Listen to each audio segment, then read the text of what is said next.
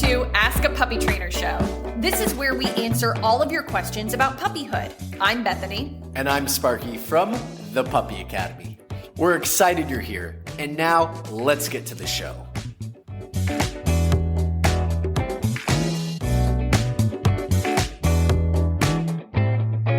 Hey everybody, my name's Bethany. This is Sparky. Welcome to Ask a Puppy Show, episode 180. Yes, and please put your comments below. Include the age and breed of your dog. We only do puppies. This little puppy, Nala, who's chewing on the thing. This little Nala, we had her last week. We're laughing because we had some technical difficulties to get this to you, okay? But we made it. All right. So I've got Instagram, so please put your comments down below. You've got Tickety Talk. I got Tickety Talk. And we can start with some that have been sent in already, okay? I'm going to start with a comment on YouTube. Why your puppy won't stop nipping you. I just look at this pitiful dog and I'm like, everybody wants this dog. Like, this is the dog that this is not the dog any of you will get. I know. This is a 1 in a million. Instead of the rap terrier. Okay. Can you advise how, and this is from Ems26, can you advise how and when are the right times to show affection and cuddles without overstimulating them? This is her jam right here. This is her question. There's a lot of advice out there about what not to do, but I'm wondering how you find the balance planning ahead for a puppy next year. So basically this person is saying that trainers talk so much about what not to do, but we don't talk enough about what to do. And I get you. I can read between the lines. Okay, so can I start this one? You can start and finish it. All right, I'm ready. Okay, so this is your MO. And this is not an easy answer because it requires nuance of thought and critical thinking, which is all the things that I love about owning an animal. Don't reward arousal. Anytime you pet your dog or puppy, it's a reward. So you really want to look at the dog's temperament, their state of mind when you're giving your dog affection. If you want a calmer puppy, then you pet a puppy who's calm. If she was overexcited right now, we would not be petting her. We would be trying to calm her down. And we just stopped petting her because she started nibbling fingers and biting cord, which means she's getting overstimulated and cranky. That's why pets have stopped. And so you just want to make sure, like, this isn't always true, but most of the time it's true. You get what you pet. You pet a calm dog, you're going to condition your dog to be calmer. You pet an excited dog or a pushy dog. So what do I mean by that? Even a cute little puppy that comes up to you and sits and just puts a little paw on your leg, seems so calm and chill.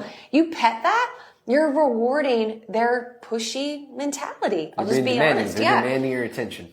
I'm not saying you can never pet that. That is not what I'm saying. My border collie comes over and flips my arm in the air to get pet. So is my dog. What I'm saying is that a lot of the time, more often than not, you have to be, well, you don't have to do anything, but we think you have to be. We recommend. Strong enough to, bump your puppy up. No, not right now. Not right now. Have a boundary. Come on, people, have a boundary. So that's really what you want to focus on is the energy, the intent that the puppy is giving you. Do you want to reward that intention? Okay, so that's the first thing to take into consideration. The next thing is how you pet your puppy. So, for instance, the way he's petting Nala right now is calm massage.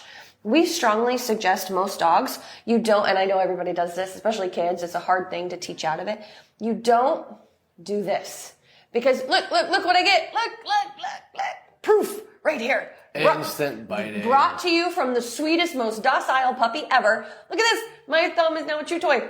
That's totally my fault. I went in for the head, right? So instead of going for the head all the time, you have a nice calm puppy, go for the shoulder area and just do slow scratchies, neck scratchies, chest scratchies, body massage.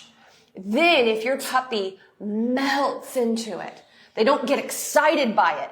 90% of your affection, they should melt into it. Then you could try to go up to the head and do a little ear scratch. Look at that. See if they can handle it. If they can't handle it, stay away from the head right now. It's really simple. It's a genetic thing that all dogs have. When you go at the face, they're like, huh. So stay away from that. If they're really relaxed, they'll definitely let you do it. And then sometimes they just won't. It depends on the puppy. Then if you think your puppy's calm, you start petting them. They get overstimulated. Even if you do it properly, they start nibbling you. They don't want to be pet. They want to be worked with. They want to do things. They want you to teach them how to experience the world properly. So get up off the couch and Oliver go. Husky, Doberman, Rottweiler, Golden Retriever, German Shepherd, Belgian all of them. Malinois. They're mostly all working dogs. Yeah. Even the feisty little Malteses. Sometimes Oh, man. Those guys, the most. sometimes they have a crazy amount of energy and drive, and the little terriers that, people think are lap dogs, they're both. They're little killers and they're little lap dogs. So you gotta have both. And so hopefully I've thoroughly answered your question. I have really resisted the urge to share stories with you because Just take breaks when you're giving pets. Don't pet until they bite at you. Pet for a set amount of time, and if they're not nibbling at you, but you feel like they're starting to get a bit antsy, pull back on the pets. You're being preventative rather than reactive to the bites. Yeah, exactly.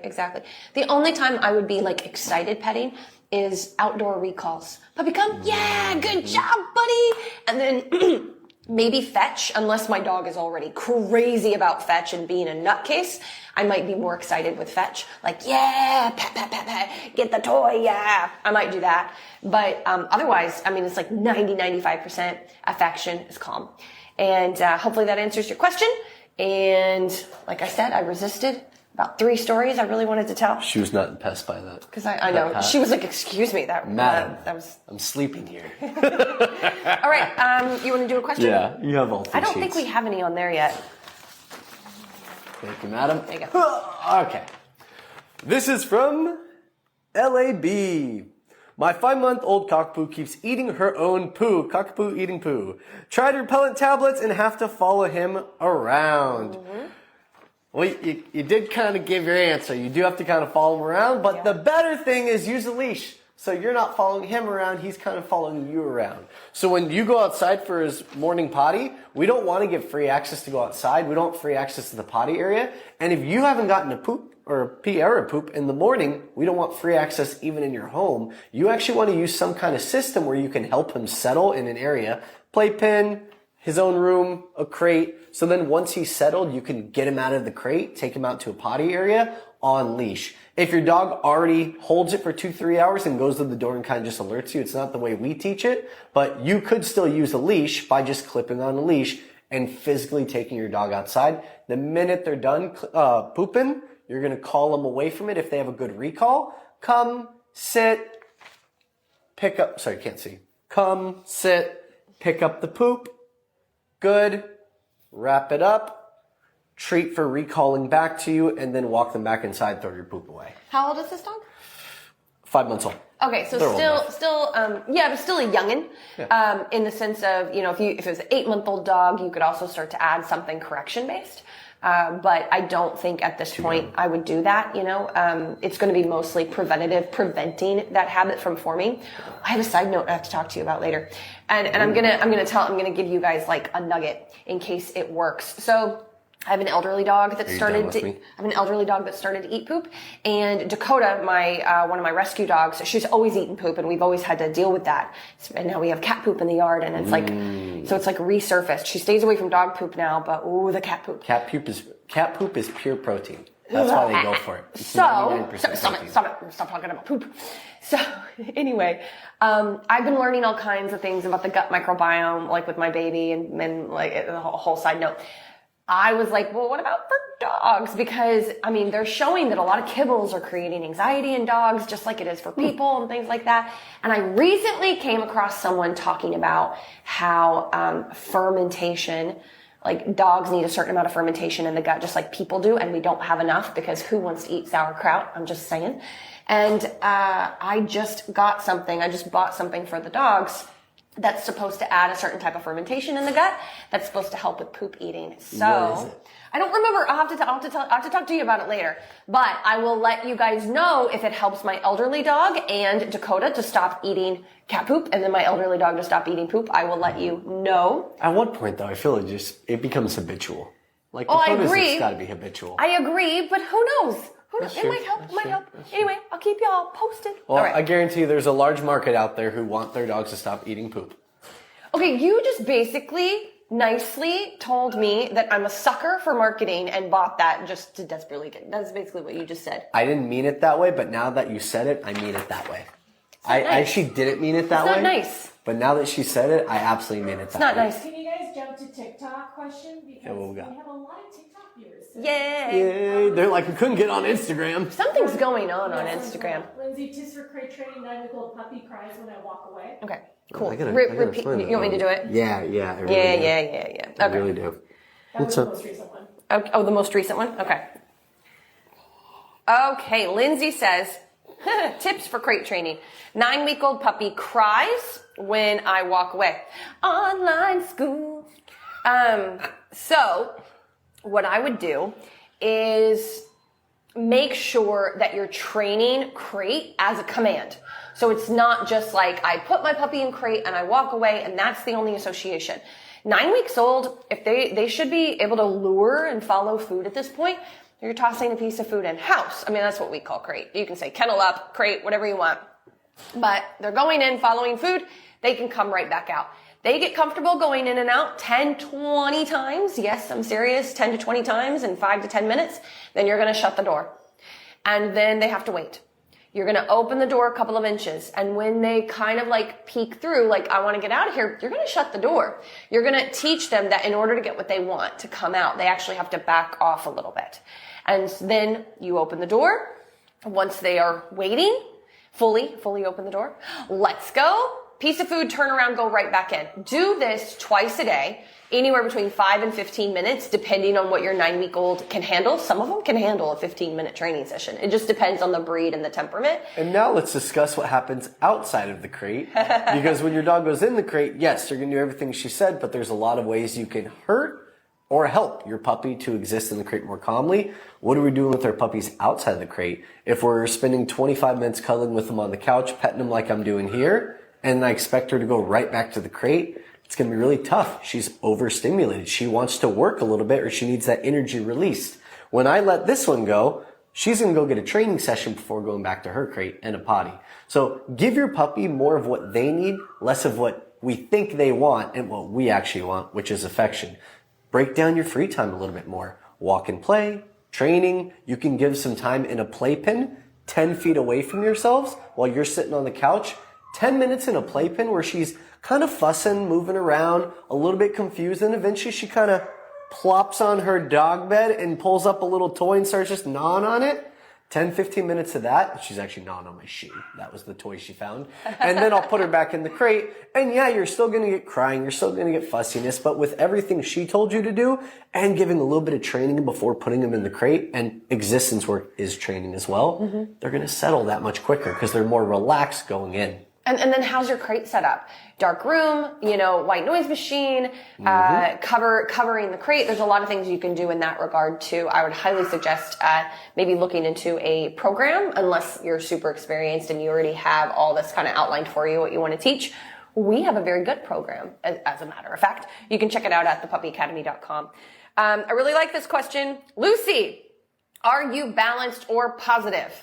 Well, not to get into the weeds, but there should be mostly positive in balanced. Yeah. But technically, if you want to put us in a box and label us, we're balanced.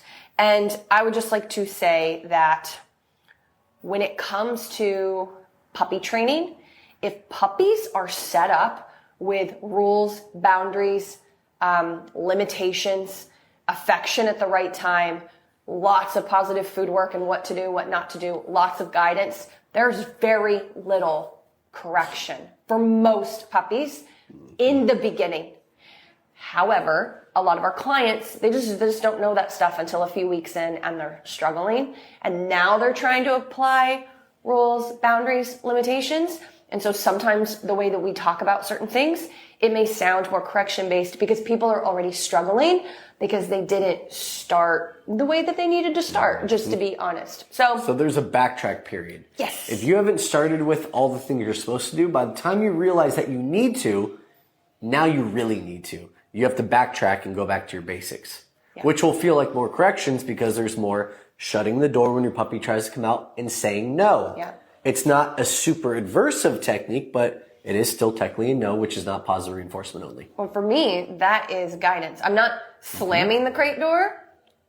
I'm giving spatial pressure, which is just communication.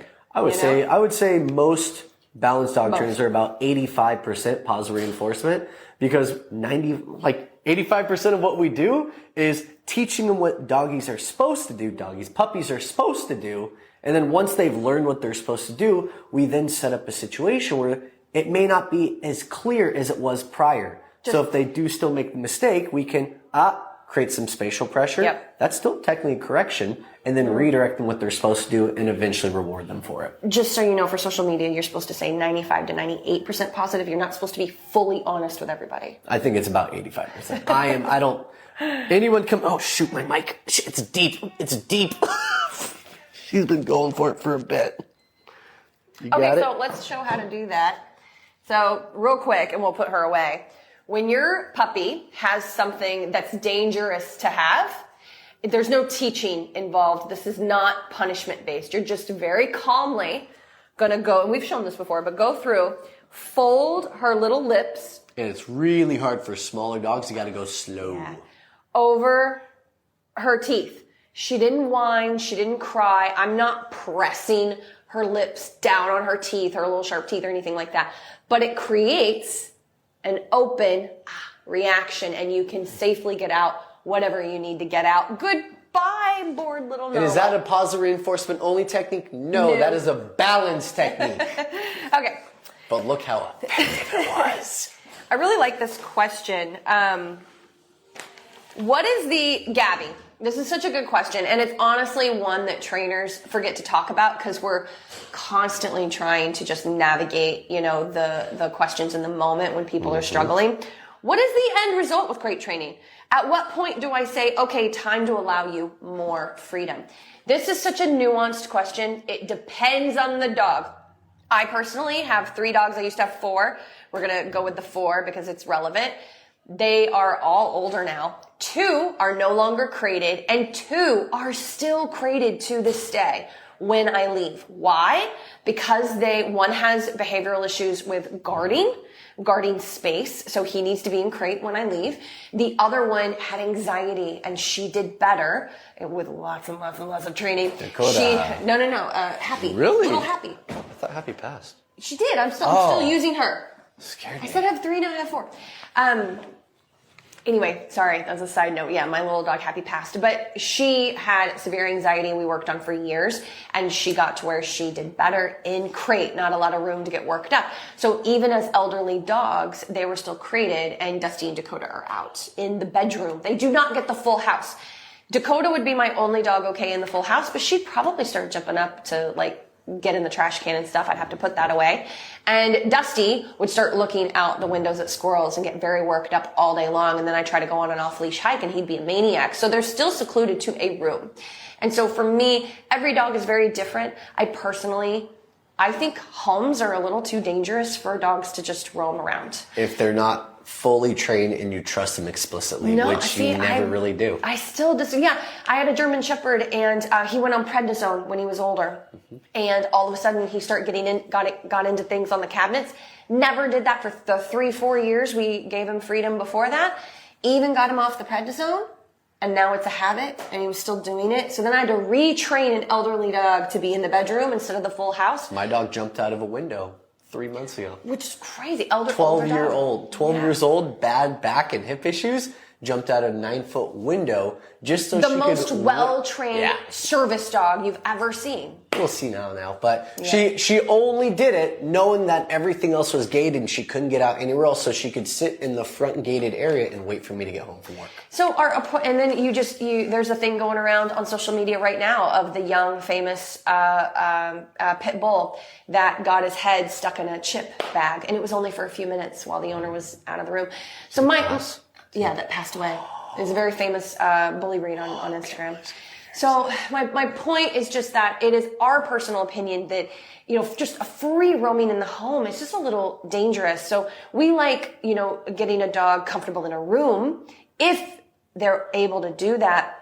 But crating throughout a dog's life is still really valuable when you travel, especially if you travel. Airbnb people do not want your dogs roaming around their place whenever you and it's go usually to in your contract that they can. Yeah. And so anyway, for me, that's my viewpoint on it, is that I want dogs that are always able to be put back in crate if needed through different stages of their life. Typically, though, we say, get through adolescence, which is going to be 1.5 to 2.5 years old. As we go through this training program, like Puppy Academy, the physical store, we have 4 lessons. And by the 3rd lesson is when we're actually telling people to start increasing the amount of place duration they're doing. Yes, when you're because their home. dog is already very comfortable with it and still supervised. But that's where, when people ask me, how do I move away from the crate? I say, what's your dog's personality? Are they anxious? Are they nervous? Because I wouldn't ever really move away from the crate unless that changes significantly later on with a lot of training. Sorry, just to be specific, we're talking about when we leave. Yes. When you're home, it's different. We'll get to that. When your dog is more confident, it just creates different issues. They're more exploratory. They're always looking for stuff. So when you can trust your dog to be out of the crate multiple hours when you're home, and now they're like 10, 11, 12 months, a year and a half, 2 years old, and you have a more mature dog, this is when we start advising to try it out. Yes. And then it's less management and less guidance while you're home to see if they're still testing boundaries. If they are when you're home, they're going to do 10 times that when you leave. Yes. This is what we're figuring out. We're conditioning our dogs, and then we're trying to understand how far it's gotten. And you got to understand that when they have a little bit of age and maturity on them, and you correct them for something, of course, it depends on their drive and their temperament, but in general, it lands better. And it lasts longer. Yeah, if you're trying to correct a 7-8-month-old puppy to stay away from the computer area, where the trash can, where you got a trash can or something, or just anything, like they're just, laying on cords or chewing on cords, whatever the case might be, they're going to rebound through, getting in trouble, but very potentially, and they're much more likely to build a resiliency to whatever it is that you're trying to do. Same with dogs that counter surf and things like that. So lots and lots of structure, guidance, dragging a leash around the house when you're there, supervising them to teach them what they can and can't do.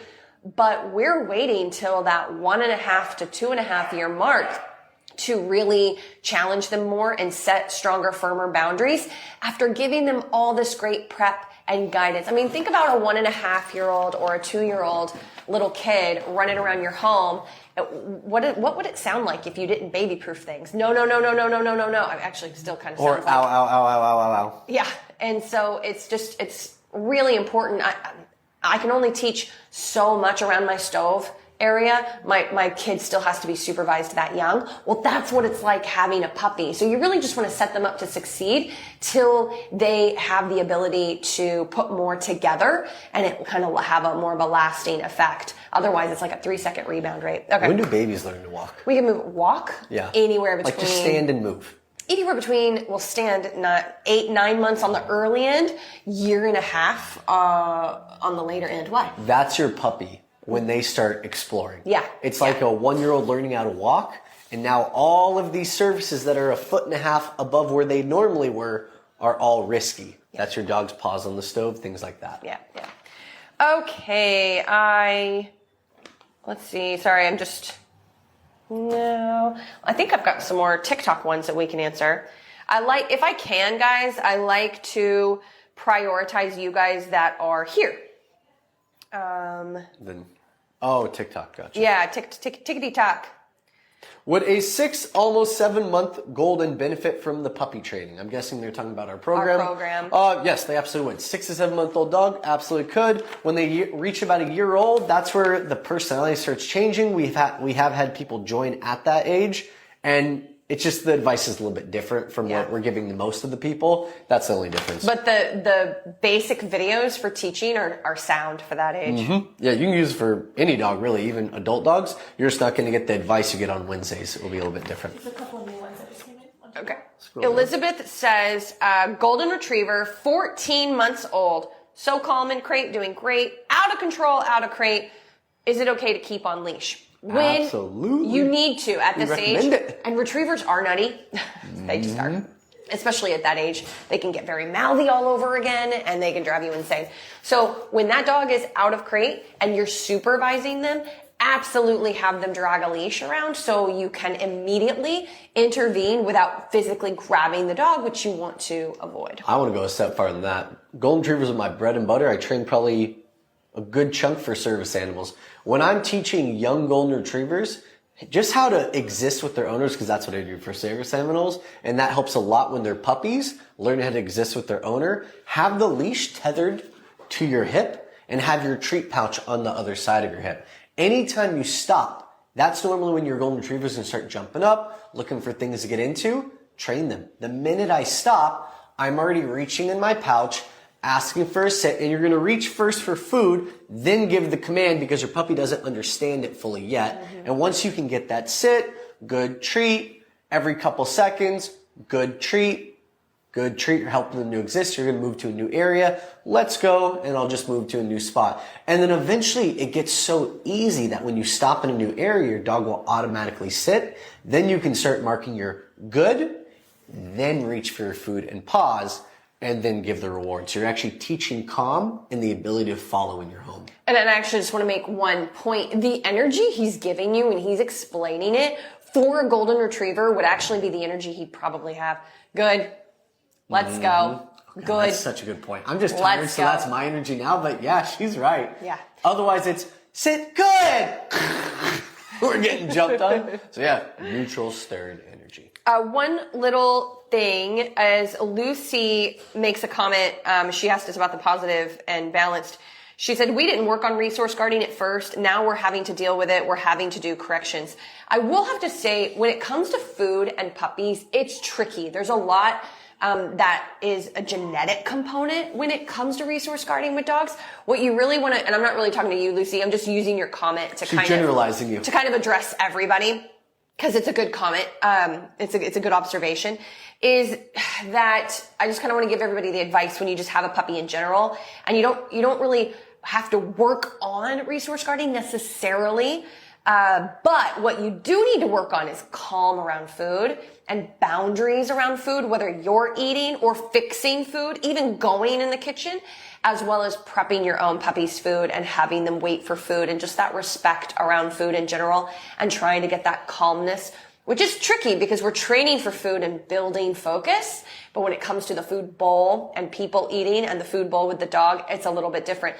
Sometimes you just do that and you're good to go, but you see any signs of quicker eating when you're around or freezing up, when there's a food bowl present, that does mean you need to get on top of it right away. So I guess kind of my point is, Lucy, you may have not done anything wrong necessarily. You just, even if you did all the calm stuff, you just might have a dog that genetically is predisposed to potentially being more of a resource guarder. That happens sometimes, even if you do everything right.